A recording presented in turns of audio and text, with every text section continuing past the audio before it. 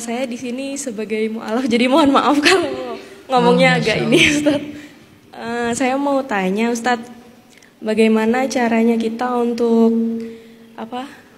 untuk meyakinkan diri kalau ini pilihan yang terbaik untuk saya pindah agama? Itu aja sih, Ustadz. Terima kasih. Mbak Mega udah berapa lama?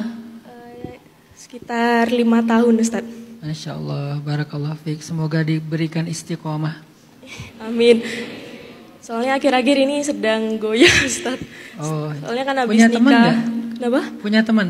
Teman punya. Teman belajar maksudnya? Punya suami. Oh. Yang sebelah sana langsung. Kenapa? Oh, langsung. Ya. Padahal mau jadi teman ya. Tadi udah mau optimis. Iya, udah Kalau teman jadi belajar kan bisa. Suami muslim atau mualaf? Muslim. Emang muslim. Ustaz, iya. Ya. Makanya sekarang datang ke sini ingin dikasih lebih kuat lagi gimana caranya biar nggak oleng lagi, Ustaz. Terima kasih. Baik. Barakallah fiik. Sifat iman itu emang bukan hanya yang baru mualaf ya. Semua mukmin yang dari lahir pun, bahkan para sahabat kecuali Nabi ya, para sahabat pun memiliki sifat iman yang sama. Iman itu apa? Fluktuatif, yazidu wa yanqus, naik dan turun, bertambah dan berkurang. Itu memang sifat iman. Jadi ada kalanya kita kayak lagi nyaman banget dengan ketaatan kita, dengan keimanan kita. Tapi ada kalanya kayak lagi drop dan kayak nggak mau ngapa-ngapain. Terus muncul rasa-rasa gelisah, ya anxiety itu, atau overthinking, atau kayak kebingungan sendiri. Ini gimana sih, ini benar nggak sih dan segala macam. Itu tuh pasti keadaan ketika iman kita lagi lemah. Biasanya iman lagi lemah itu nanti ininya macam-macam, godaannya macam-macam. Kalau iman lagi kuat, gairahnya juga macam-macam. Pengen ibadah ini, pengen beramal itu, dan seterusnya. Gairahnya macam-macam pas iman lagi kuat. Godaannya juga macam-macam pas iman lagi lemah. Nah pertanyaannya sekarang, gimana biar iman kita itu kalau lagi lemah itu nggak lama-lama. Dan ada yang menyelamatkannya supaya dia bisa bertambah ketika dia berkurang. Satu kata para ulama, banyakin istighfar. Kenapa banyakin istighfar? Lemahnya iman itu penyebabnya dosa. Tazidu yazidu bit ta'ah wa yanqusu bil ma'siyah.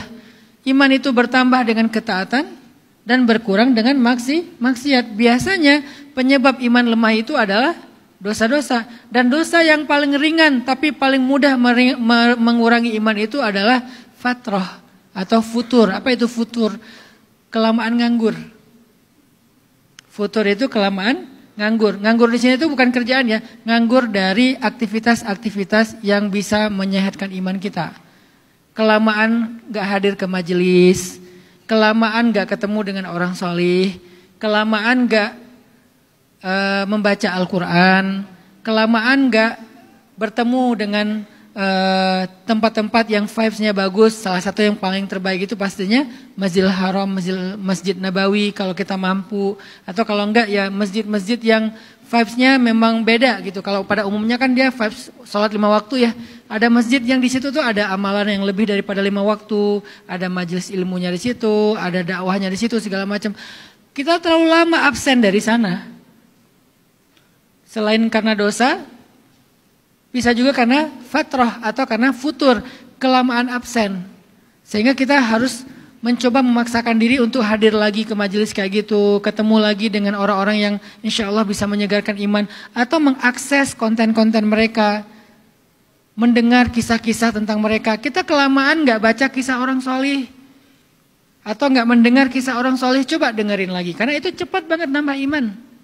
Pertama istighfar, kemudian hadir dalam majelis ilmu, kemudian coba lebih banyak membaca atau mendengar kisah-kisah orang soleh. Karena di dalam kisah orang soleh itu cepat banget.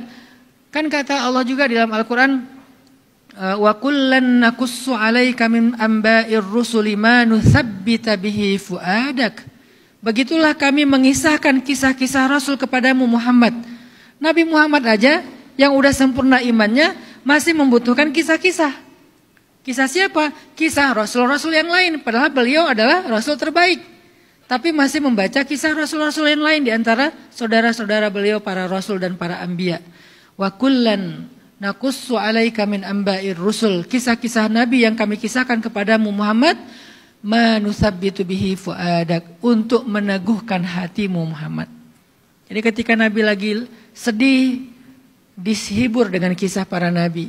Ketika Nabi lagi drop, dikuatkan dengan kisah Nabi. Ketika Nabi lagi bingung, dimantapkan keinginan dan tujuannya dengan kisah-kisah para nabi. Selalu kayak gitu, kisah-kisah nabi-nabi sebelumnya menguatkan hati Nabi. Maka kita juga butuh kisah yang sama. Coba baca kisah-kisah inspiratif sesuai dengan tema kita. Misalnya bisa cari di sosial media atau di YouTube dan seterusnya.